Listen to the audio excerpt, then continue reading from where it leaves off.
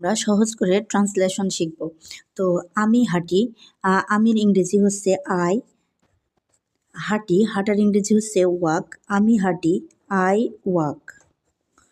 আমি হাঁটবো, যেহেতু হাঁটবো এটা ফিউচার টেন্স, তাহলে আই শ্যাল ওয়াক।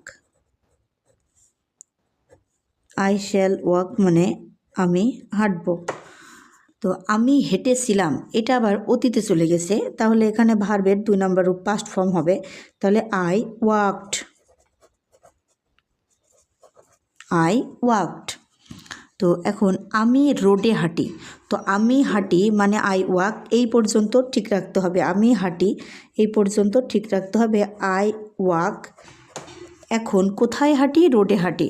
তো রোডের যেহেতু উপরে হাঁটা হয়, তাহলে স্পর্শ করে আসছে এরকম উপরে বোঝালে প্রিপোজিশন হিসেবে অন বসে। তো আমি রোডে হাঁটি, I walk on the road. আমি সকালে রোডে হাঁটি, তাহলে আমি রোডে হাঁটি পর্যন্ত রেখে তারপরে সকালের ইংরেজি বসাতে হবে। তা I walk on the road, আমি রোডে হাঁটি পর্যন্ত লিখবো আগে, আই ওয়াক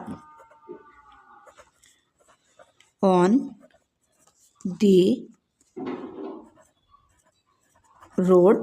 এখন সকালের ইংরেজি হচ্ছে মর্নিং, আর আমরা জানি যে সময় সকাল, দুপুর, রাত, এক্ষেত্রে প্রিপোজিশন ইন বসে, তো ইন দি মর্নিং।